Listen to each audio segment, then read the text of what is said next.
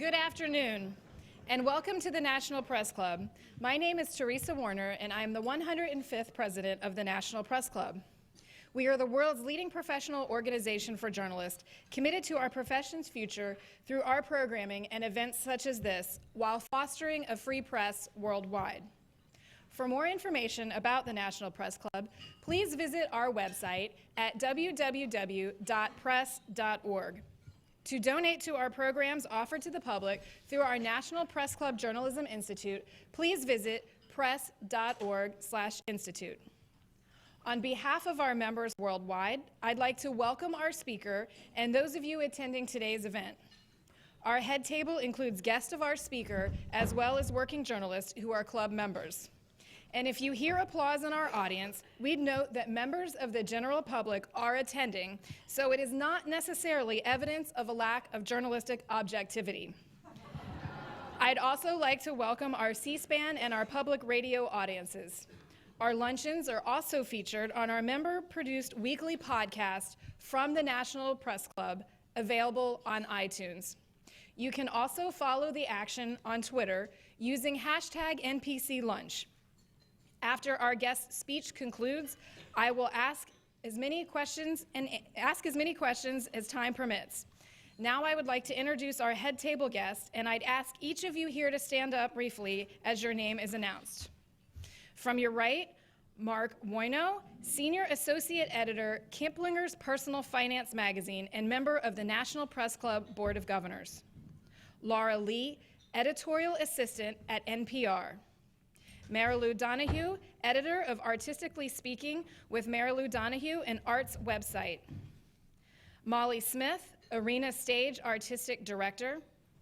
Larry Lippman, a senior editor at AARP Bulletin and former National Press Club president. Rachel Weiss, daughter of our speaker and singer-songwriter. Allison Fitzgerald, freelance journalist and chairwoman of the Speakers Committee. I'm going to skip our speaker for just a moment. Marilyn G. Wax, senior business news editor at NPR and member of the Speakers Committee and organizer of today's event. Phyllis Scalater, guest of our speaker. Peggy Engel, playwright and Press Club Institute member. Nancy Hughes, spokeswoman for the National Health Council. And Julio Aliaga, freelance journalist.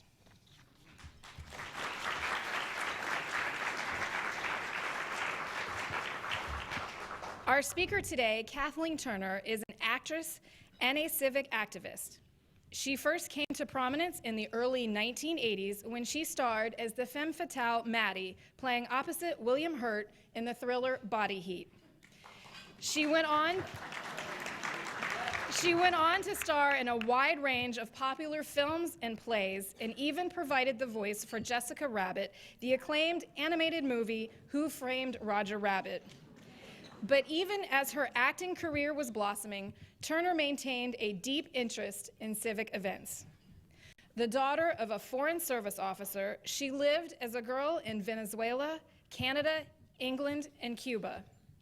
She graduated from the American School in London and later from the University of Maryland, Baltimore County. She has been a decades-long member of People for the American Way and a longtime supporter of Amnesty International. She not only thinks globally, but acts locally through City Meals, with whom she volunteers as a meal deliverer in New York City, where she lives. Turner serves as the chair of the Planned Parenthood Federation of American Board of Advocates and has testified before Congress on reproductive rights, which is her topic here today. Besides acting and doing political work, Turner is doing one thing: helping keep the spirit of Molly Ivins alive. Ivins was a newspaper columnist whose wit and passion for politics made her a legend. Turner knew Ivins. That's because when former Texas Governor Ann Richards was undergoing cancer treatment in Manhattan, she happened to move into Turner's apartment building. One day, Ivins was visiting with Richards, and they ran into Turner.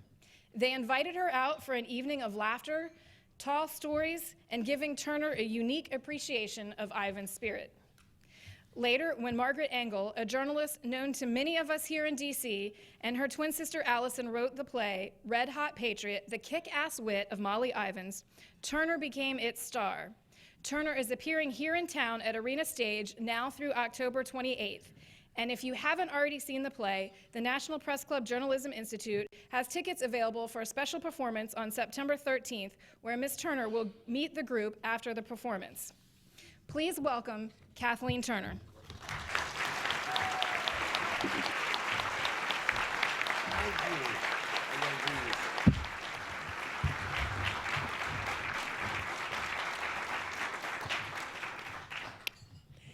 It is an honor and a pleasure to be back at the National Press Club. The last time I was here, I was speaking for Child Help. Now, someone that day gave me quite a compliment by pointing out that no one asked a single question after about my films. I have spent a good amount of time in Washington, D.C.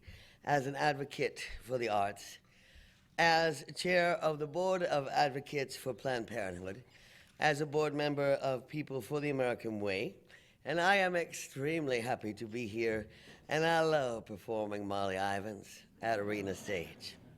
Now, I will confess that at one point I came very close to spending a lot more time here than I anticipated, say 15 or 20 years. I came to Washington with Joseph Papp, the late founder of the New York Public Theater, and we were here to lobby for continued funding for the National Endowments of the Arts. We met with Senator Strom Thurmond, and I said something that I deeply believe, that what we have left of the societies and civilizations that preceded us, more than any other aspect, are the arts, the paintings, the literature, the music, the architecture. These are the legacies left to us. Now, our own arts are what we will leave to the future. Well, Senator Thurmond didn't exactly we weren't on the same page. He said, "Now, little lady," which of course pleased me no end. "Now, little lady, I've been around here a little longer than you have. Wouldn't you say so, boys?" Yeah. Oh. Well, I have always liked blondes. Well, I'm here to tell you that this funding just ain't gonna happen, honey. Little lady. I swear I had my arm cocked back. And thank goodness Joseph Papp grabbed my wrist and pulled it down, because I thought one more little lady and Strom was going to lose his teeth or his dentures or whatever the hell they were. Fortunately, we managed to get out of there with Strom Thurmond's smile and my freedom intact. And the National Endowment for the Arts continues to exist, though not with the same funding or freedom that it once enjoyed. Now, that story will tell you something about my approach to activism, a word which comes, by the way, from the same root as actor, which means also one who participates. See, I believe passionately in being engaged as a citizen about causes that I care about. Now, one of the benefits of having achieved the level of success that I have is I can use my voice to bring attention to things. And the benefit of having achieved the age that I have is I have the experience and the legitimacy to speak in my own voice, to speak the truth as I see it, and not give a damn whether someone might get upset about what I have to say. I do not lend my name to groups to use on a list. I invest in the issues I care about and the organizations I respect, and I give what time I can. When I'm home in New York City, I am a board member and volunteer for City Meals on Wheels. And sometimes I get to deliver to older people who can no longer get out. Now, many of them really don't know who I am, except the person from City Meals. And a couple of times, they have given me the compliment of saying that I should consider acting because I have such a nice voice. Now, one of the issues I care most deeply about is the health, safety, well-being, and rights of women. I am shocked that in this year's election, women are facing the biggest threats to their freedom that I have seen in my lifetime. Consider family planning. Now, the Center for Disease Control considers the availability of family planning, the ability of women to have greater control over the timing and number of children they have, to be one of the top health advantages of the 20th century. Numerous research papers have linked the introduction of the birth control pill with positive social and economic gains for women, from completing higher education to marrying later, to narrowing the pay gap. Earlier this year, the National Bureau of Economic Research found that earlier access to the pill was linked to higher hourly wages later in life. Now, this is no trifling fact in a sagging economy that is buttressed by roughly 40% of working wives out-earning their husbands. So why, here in the 21st century, are so many people trying to reduce women's access to family planning? It does seem as though we were going back in time. It simply does not make sense. Didn't you journalists just feel some professional sympathy for Andrea Mitchell, who had to try and keep a straight face and go on with an interview when conservative funder Foster Friess told her gals could save on contraception if they put an aspirin between their knees? All right, that was pretty silly. In fact, that was especially silly. But attacks on family planning are not a joke. Last year, 7 states restricted or barred any family planning funds from going to Planned Parenthood or any other health care provider that also provides abortions. When I was visiting the Planned Parenthood affiliate in Los Angeles, it happened to be a day when they were providing abortions. Now, the doctor in charge of the clinic whispered to me as we toured that, of course, Fridays was the day that they offered vasectomies. Well, I had to ask her if they'd ever encountered people outside the clinic trying to stop men from entering. It's just something to think about.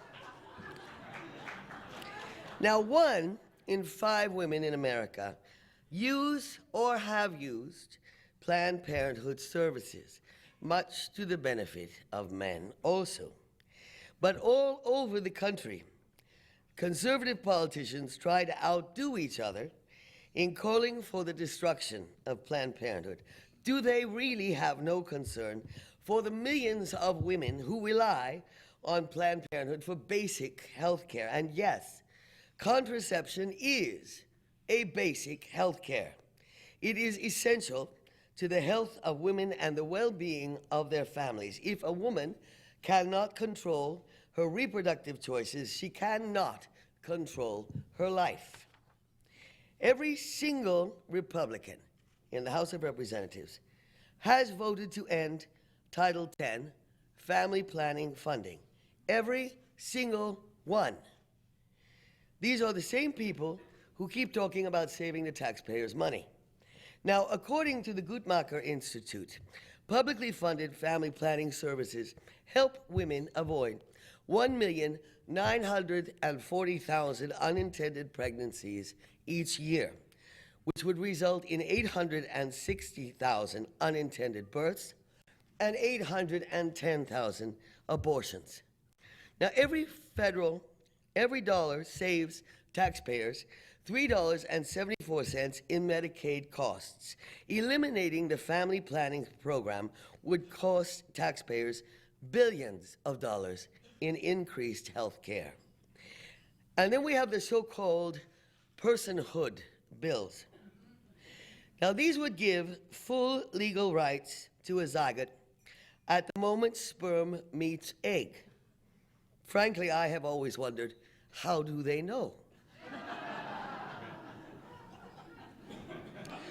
The personhood movement not only proposes to redefine pregnancy as occurring at the moment of fertilization, even though up to half of fertilized eggs do not result in a sustainable pregnancy, but also wants a zygote weeks away from a potential pink plus sign on a stick to be recognized as a complete human being with equal rights. Now, this would criminalize many of the most common forms of contraception, not to mention the in vitro fertilization treatment and stem cell research, as well as complicate the legality of medical intervention in the event of a life-threatening pregnancy. Now, what I should tell you is that this personhood law was even too extreme for the voters of Mississippi. The voters of Mississippi actually rejected it. But Mitt Romney has said he is for creating legal protections in the Constitution, if necessary, from the moment of conception. Now, either he doesn't really believe that and was saying what he needed to say to get the nomination, or he does believe it, in which case American women and the men in their lives had better understand what this would mean, and we need to explain this to people because Mr. Romney most certainly is not going to. The future of family planning and a woman's ability to make decisions about her life and her family are not the only things at stake for women in this election. Access to health care is on the line. Some states are saying that they will not participate in an expansion of Medicaid under the Affordable Health Care Act that would leave more women outside the safety net. And of course, Mr. Romney has promised to get rid of this altogether. We are already seeing the effects in Texas. Last year, Governor Perry slashed funding for women's health, resulting in more than 180,000 women losing access to preventative health care this year. And he has effectively sabotaged the Medicaid Women's Health Program, which provides preventing care, including cancer screenings, to 130,000 low-income women each year. Now, earlier this year, Mr. Romney said he would oppose the Blunt Amendment, which would allow any employer to restrict any employee's health coverage based on the employer's religious beliefs. Now, that did not go over too well with the far right. So it took him about an hour to back away from that position and to say that he does, in fact, support the amendment, which would endanger access to contraception for 20 million American women. Now, Dr. Linda Rosenstock, who is a dean of public health school at UCLA and chair of the nonpartisan Institute of Medicine's Committee on Preventative Services for Women, says if every employer could decide what services they thought their employees should get, if we all of a sudden opened up our healthcare system like that, we would wreak havoc. I mean, what if an employer didn't like vaccinations? Some of them don't. We cannot have employers dictating health care for individuals. And there's domestic violence, which affects 1 in 4 American women during their lifetime. According to the Justice Department, 3 women die every day as a result of domestic violence. In the past, the Violence Against Women Act was passed with strong bipartisan support. But right now, its reauthorization is being held up because Republicans in the House of Representatives object to provisions that would strengthen protections for Native American women, immigrant women, and LGBT victims of domestic violence.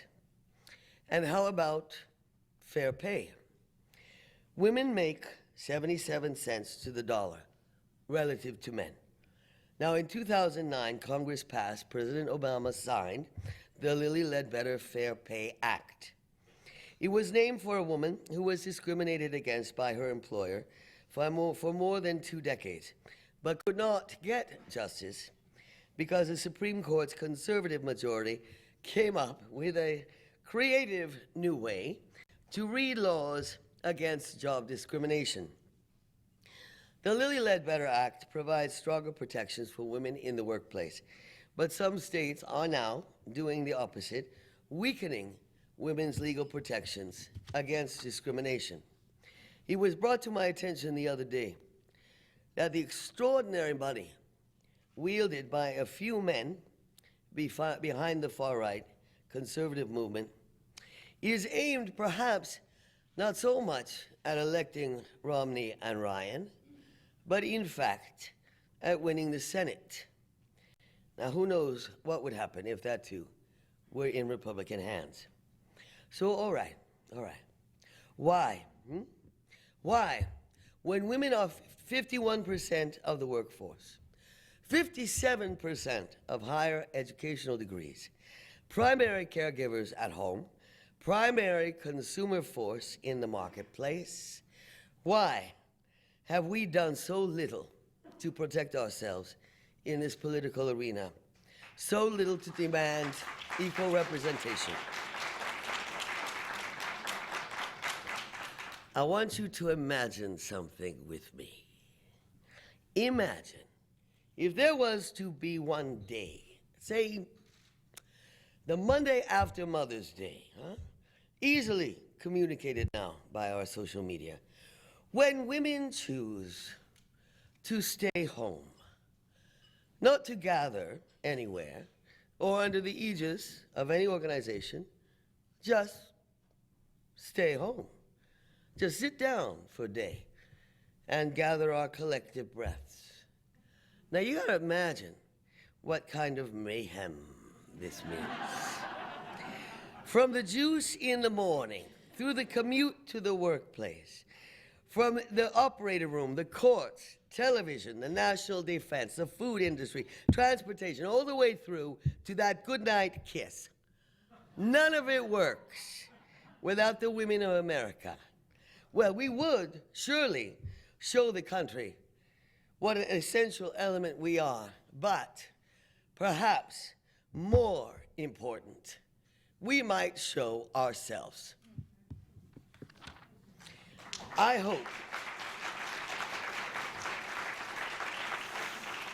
do have hope that the next generation will be different. People for the American Way Foundation, has a Young Elected Officials Network. Now, we have hundreds of progressive people who have made it into public office before the age of 35. This includes some exceptional young women who I know will be serving in Congress before long. They are not willing to be complacent or compliant or complicit in letting ideologues determine their health and welfare or restrict their possibilities in life. And we need more women to follow their example. If not, to run for office themselves, then to actively take part in this election. See, I believe women can be, in 2012, what the youth was in 2008. I know that all of you might not make it to arena stage, so I'm going to give you a little piece of Molly here. All right, once upon a time, we had a newspaper editor in Waco named William Brand. Now, he hated 3 things: cant, hypocrisy, and Baptists. He said, the only trouble with our Texas Baptists is we do not hold them underwater long enough. Now, Brand left us when he was shot in the back by an irate Baptist. Lying on the sidewalk dying, he got to his own gun and blew his murderer to kingdom come. Well, that is one way to get out of town. But I need more than that. I need a trumpet call here. I need people in the streets banging pots and pans. Do not throw away our legacy out of cynicism or boredom or neglect. You have more political power than 99% of the people who have ever lived on this planet. You can vote. You can register others. You can make signs, march. All your life, no matter what else you do, you have another job. You are a citizen. Now, politics today stinks, beloveds. I know, it is rotten. These are some bad, ugly, angry times, and I am so freaked out. But politics is not about left or right. It's about up and down. The few screwing the many. It's not too hard to figure how to fix this. Stop letting big money buy our elections. Here's the score now. Every calculating, equivocating, triangulating, hair-splitting son of a bitch in office today spends half his time whoring after special interest money. If folk were elected by ordinary citizens, again, they'd have no one to dance with but us, the people. That'd give me hope. Well,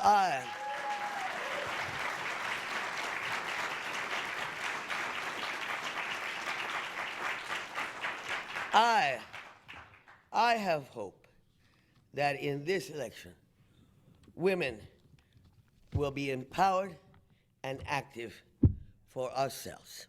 Thank you.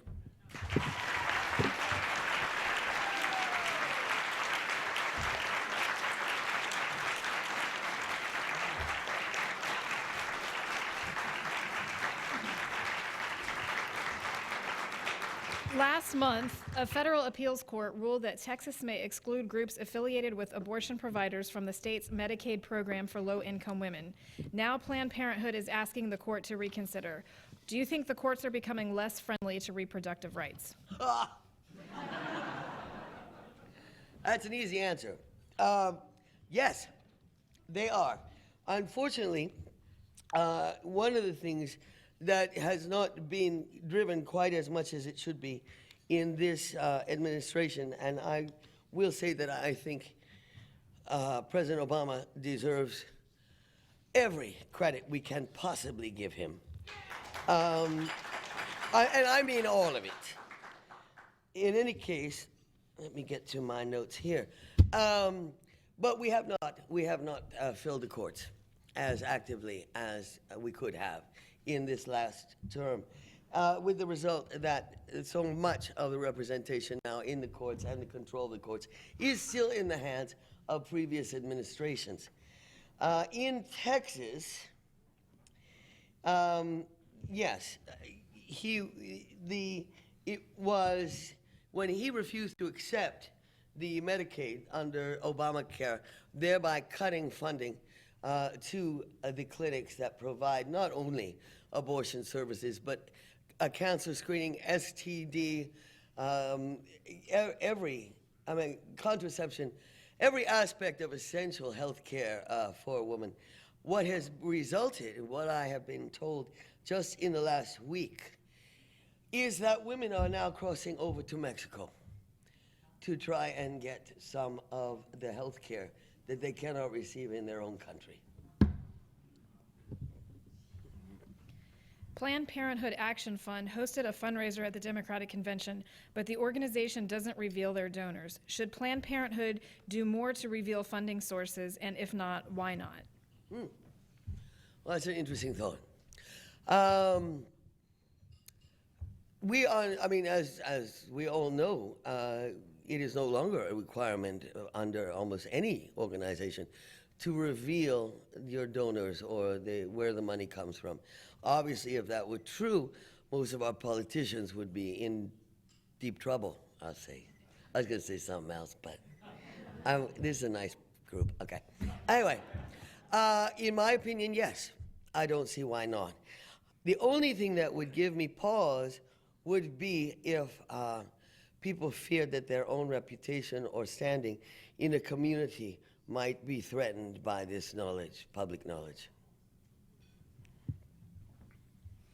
Karen Handel, a former PR VP at Susan G. Komen Breast Cancer Charity, has written a new book, Planned Bullyhood. She says the charity foundation was subjected to a vicious mugging by Planned Parenthood, which she calls a bunch of schoolyard things. Did Planned Parenthood supporters go too far in touching off the firestorm over the Susan G. Komen decision not to give grants to Planned Parenthood? Well, now the woman who wrote that is the same woman who ran for governor of Georgia, is she not? And was the one who ran on the platform of defunding Planned Parenthood and Title X. So, gee, you think she's got a point of view. She lost not only the election, but she lost her position. I was at the LA affiliate offices. I was there the day that the Susan G. Cromer debacle hit. And the phones were ringing off the hook. And what we heard over and over and over again was that what money they were going to send to the Cromer Foundation, they were now earmarking to go directly to Planned Parenthood, simply because they did not trust that the Cromer Foundation would forward the funds they had promised for preventative care and mammograms to Planned Parenthood. So what actually happened much of the time, I think, and across the country, was people cut out the middleman because they just didn't trust them anymore. Do you have any sense how reproductive rights are doing in the rest of the world? Are women in developing countries getting more family planning help or not? I do have some knowledge of Planned Parenthood International. We have in many, for example, I'll bring up the one in Kenya. We have a very thriving clinic there. What I trust most of you know is that most Planned Parenthood affiliates, all Planned Parenthood affiliates, are essentially self-supporting, even within our country. We do have our National Planned Parenthood Association, which oversees, coordinates, and directs all of the work of our affiliates. But we expect the affiliates essentially to be self-supporting. The same is true overseas. Now, this does create a problem. One of the times I came down here to Washington was to lobby for an umbrella, or fundraising for an umbrella organization which would include Planned Parenthood International, Helen Keller, I Care. It was also included the CARE, the organization CARE.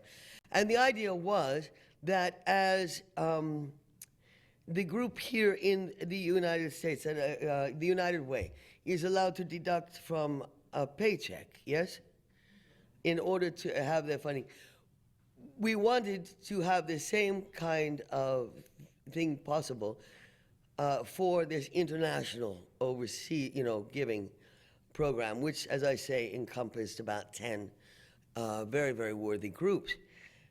We were actually beaten down on that by the United Way, who did not want anyone else to have such a precedent, such a privilege, even though the funds would have been non-competitive because our funding was going directly overseas, not to anywhere in the United States.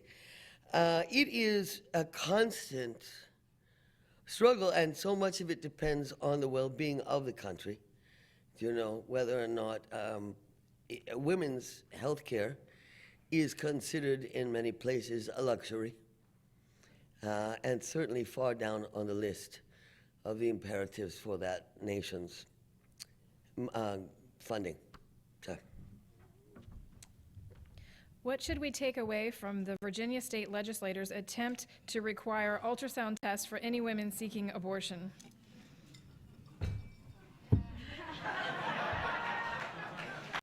It's a good thing my daughter's here. Because I woke up this morning, somebody had brought this up yesterday, and I was so bloody angry. I said, you know what I'm tempted to say? And she said, don't say that, Mom.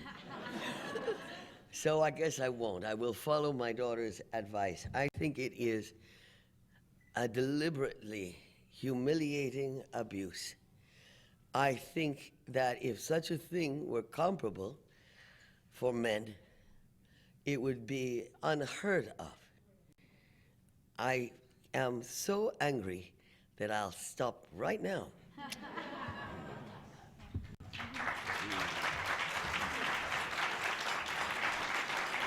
She did stop me. Yeah. Speaking of your daughter, in an essay in the AARP Bulletin this spring, you wrote about the process of transitioning as a parent of a young adult. You recounted an incident when your mother said to you that your choice of profession was only about yourself. She later apologized. What are some examples from your career that show how actors can touch and change lives? Good heavens. Well, yes, what my mother said was that I have an older brother and an older sister, and an older brother, older sister, a younger brother. My older sister is a doctor of urban sociology and city planning. My older brother is a doctor of psychology and head of the medical school at University of Idaho. I am a doctor of literature. My younger brother is a doctorate in computer administration and government planning, and he works in New Zealand, in Wellington, for the New Zealand government. My mother she does love to have us all together at the same time, because she gets to puff up like a cold pigeon, you know, and say, I'd like you to meet my children, Dr. Turner, Dr. Turner, Dr. Turner, Dr. Turner. She just loves that. Anyway, well, it's pretty swell we all turned out so well, honestly. But that comment came about because she felt that my siblings were all pursuing fields that would serve the community and other people in a way that I would not. And my response was that if I get the kind of work I intend to and the amount of access, you know, to the world, I will have more impact and I will change more lives than they will. Now, that was a bit of a defensive remark from a 20-year-old kid, okay? I'm not putting them down. But yes, I think that there is a great deal, whether it's the choice of material that I make, that I choose to play women who fight. I don't do victims well, never have. Never have played someone who, you know, waits for a man to come along and make things right. Never will. I think that the body of work over the years speaks up. Okay.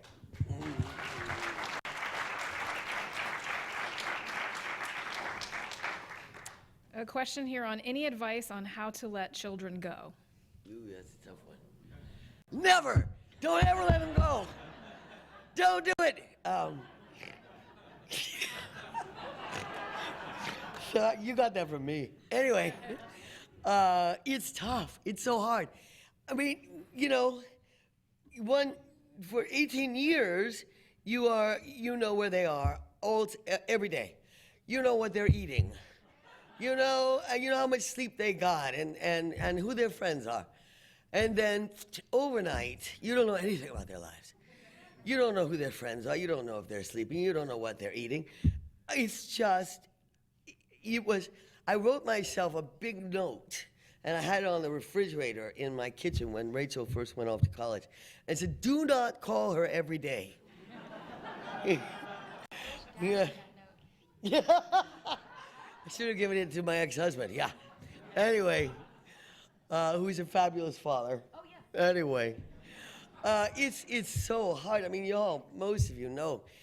I think that what really finally comes around is after they get through the college period and are starting their real lives, then you become compatriots, you know, your friends, and you can talk about how your lives affect, you know, how your work affects your lives and how that affects each other's lives. And that's really interesting. So it becomes another person in your life rather than a child. But, oh, my stars and garters, if the phone rings at 3 o'clock in the morning, you know that your first thought is the child all right? That I cannot imagine will ever change. nor why should it? You know? Tough. Pocket dialing. Yeah, don't pocket dial me anymore, okay? Are people in Hollywood very tuned into this election cycle? If not, why have they lost interest in President Obama? First of all, let me make it entirely clear, I am not Hollywood. I live and always have lived in New York City. And I have never lived out in Los Angeles for any length of time, longer than it took to complete a film or do a run of a play. The reason I do not live out there and have never chosen to is because to me it is an incredibly insular and separate society. I like being part of the world. One of the reasons I live in New York is it's the closest I can get to the rest of the world and still be in the United States. I do not understand these people whose major interests revolve around and only around themselves. So don't ask me that question, because I can't answer it. How does or can your advocacy for Planned Parenthood speak to both liberals and conservatives? We have great common ground. I don't believe anyone who is pro-choice, and I will say anti-choice, not the other term, because that's crap. No one thinks of abortion as a method of birth control. We don't choose abortion lightly. The idea is to prevent unwanted pregnancies. Planned Parenthood's stand is every child wanted. Now, where's the problem with these anti-choice people? Don't they want the same thing? Which is not to have unintended pregnancies, to have to make that terrible, terrible decision and all that it implies. Come together, man. Work with us here. You know, we can do this together. I know it.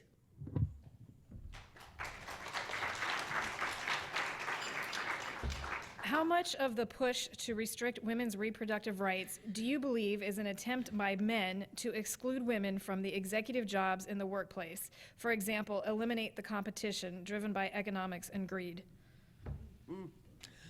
Well, okay, I better preface this by saying that I believe wholeheartedly that we, the American people, will ultimately always do the right thing. I believe it because of our hearts. I believe it because of our common sense. So saying that, if you understand, I do believe that of us. Over the years, I've become more and more convinced that men are frightened of women, of our increased ability, of our increasing power, of our increasing position, that they feel essentially threatened as a group. I doubt that you feel that way perhaps as individuals, but I think, I think that we scare the hell out of you guys. And what the problem is, you're just gonna have to get over it. Because we can help you too.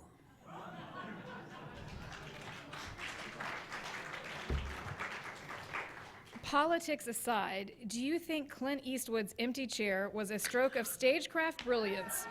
What would Molly say? I don't think it would be in a public, she could be polite about that. You got me, guys. That was just, I got home from the show in time to catch some of that, and I just couldn't believe it. So I run to the computer, and I try and pull it up, who's carrying it now. I have no idea what he was doing.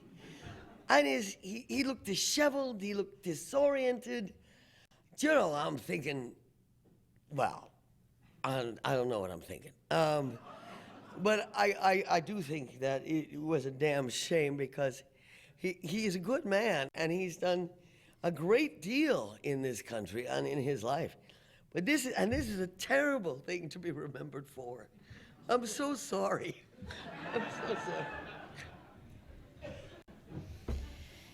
Besides our vote, how do we combat all the distinctive anti-Planned Parenthood and the negative legislation against women's health? The truth is that we know that the health of a woman is the health of her family. The health of the family creates the health of a community, and so on, and so on. The truth is that we are still the primary caregivers, and I don't see that changing anytime in the near future.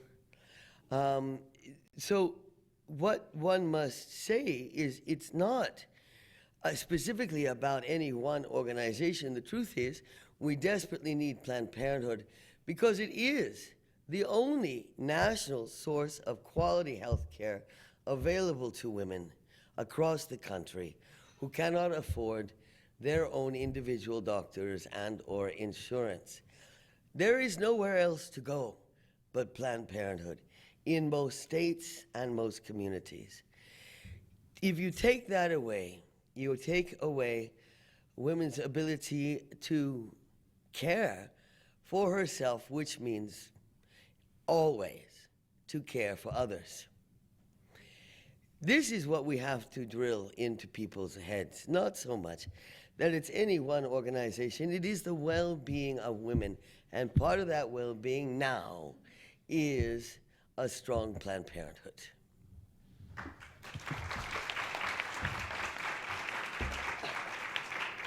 Regarding employers such as Catholic hospitals that say they should not be forced to include abortion or birth control in their insurance coverage, how is this different from employers who have insurance policies that have financial disadvantages for smokers? One's religious, one isn't. I think that would be the first glaring, if I understand the question correctly. I mean, the point is that it's a Catholic, a religious institution that he wants to choose not to provide services, as opposed to a secular institution that is restrictive because of a person's choice to smoke. Is that what I'm understanding? Well, I don't think they're comparable, really. First of all, as I said, and as we know, contraception is a basic health care right. It is a necessary basic health care right. Smoking is not. Yeah, not at all. So I think that religious or not, it should be a part of the package of a woman's health care. Now, I don't know how to really get into the whole church business. I don't want to. I believe that everyone's belief in this country, their own, are personal, and you don't need to, we have freedom of religion in this country. It's not my place to question anyone else's, nor allow mine to be questioned. But I don't think these issues are comparable at all. Don't think they should be in the same question. Whoever asked that, very bad. Many women don't share your perspective on abortion. Isn't there a better way to discuss political issues other than to assume all women share the same point of view? Oh, for heaven's sakes. Of course I don't assume all women share the same point of view. And of course I don't expect all women to approve of the choice of abortion. Boy, I will reiterate what I said before, common ground.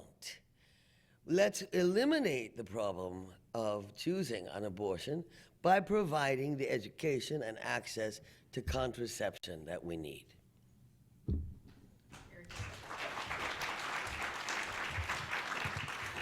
What would you do to change the emphasis from restricting women's rights to restricting men's reproductive abilities with children? After all, they do have two biological parents. You know, I've thought about this. Yeah, if we make, you could take this really far. Yeah, I mean, what if it were illegal for a man to ejaculate unnecessarily. Is that not a form of birth control? Should we not protest this? Does the Bible not say, do not waste your seed? I can just see that going into the legislature, can't you? Yeah, not gonna happen. Look, I mean, the truth is that we are never going to have full protection until we have equal representation and until we have a judiciary system with the same equal interest toward women. We are controlled. We have 17% representation in the government, in the Congress and the Senate. I mean, the House and the Senate. 17% represents our interests, supposedly. We are way, way outnumbered. The only real effective answer is to get more representation. That is what has to be done. Have you ever considered running for office? Whoa. I've actually been asked, and I have to say that I think I do a much better job acting. I really do. First of all, I love it. I am as passionate about it today as I was when I was 12 and decided that that's what I wanted to do with my life. Don't ask me why I knew at 12, because it made no sense whatsoever. I was living in Caracas, Venezuela. I don't think I'd even been to the theater in my life, but that's what I was going to do. I was going to be an actress, and I was going to earn my living as an actress, but I have the same, if not more, passion for it today. It is the study of human behavior. Why did you choose that word? Why that thought? Why that move? Why is this important to you? This is fascinating stuff, and there's no end to it. And every year I get older, I learn more about my age and my time and the other people of my age. So, you see, until I cannot walk and talk and think, I intend to be doing this. That's why. Yep. What do you think Margaret Sanger would say about the current backsliding on women's health access and family planning? Well, I don't know if you all know the history of Margaret Sanger and the beginning and the creation of Planned Parenthood. She was originally, some 80-some years ago now, she opened a clinic in Brooklyn, and what that clinic did was it taught women the rhythm method. It taught women when they were ovulating and when they were not, when it was safe to have intercourse and when it was probable that they would get pregnant. The response was the Comstock laws, which were to make any such teaching illegal. And Margaret Sanger was arrested simply for teaching. She wasn't passing out any contraception. She was teaching women about their own menstrual cycle and the ovulation period that goes with it. That's all. And that was considered forbidden knowledge when Margaret Sanger, first thought up and started Planned Parenthood. Is it so very different today?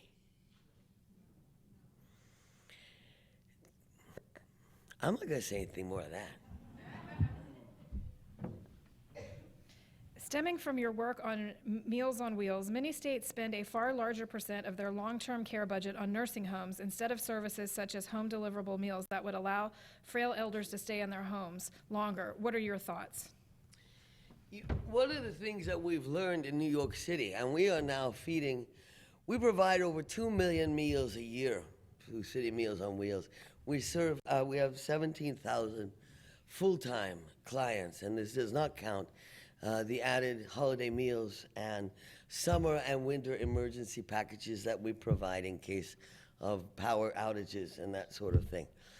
But one of the things we've learned is that it depends so drastically on the topography. We can do this in New York City because we will have clientele, we'll have, oh, my area, you can kind of adopt an area. My area is sort of what was Hell's Kitchen, which is where a lot of the old dancers and performers and everything retired to, because it's around the theater district. Problem is, their rent-controlled or apartments are now on the 4th or 5th floors of a walk-up. They can't get out. Now, if you've got some money in New York, you can have something delivered, which is nice. But we're not talking about people with that kind of luxury. So they are essentially trapped. They cannot give up their apartment because they cannot afford anything else, but they cannot leave. They're literally trapped at the same time. In a suburban or a wider area, where we're talking, deliveries that are widespread, you're getting into gas, you're getting into scheduling, you're getting into a whole mess of stuff that we don't have to deal with in New York City because we are so close to each other. I would assume it would depend hugely on what the circumstances of the community are. We're almost out of time, but before I get to the last couple questions, we have a couple of housekeeping matters to take care of. First of all, I'd like to remind you of some upcoming speakers. Tomorrow, we have Bruce Allen, General Manager of the Washington Redskins. We'll discuss the team's upcoming season.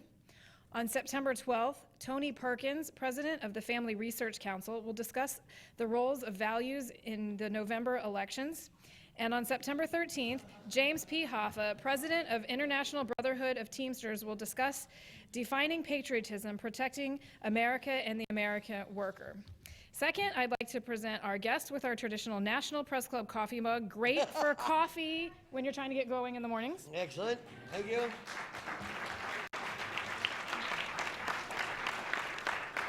Couple last questions for you. When you filmed Body Heat, were you aware then that it would become a classic and that an entire generation of young men would never forget you? I would like to point out, regretfully, in a way, that film is now 31 years old. I'm sorry. However, I am told that the breaking in of the glass moment is still considered the #1 sexiest moment in film.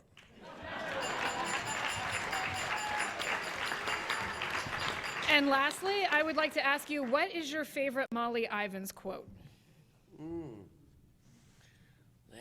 Okay, I'll give you the one that is becoming more and more a part of my everyday life. She says, "You see, I am an optimist to the point of idiocy."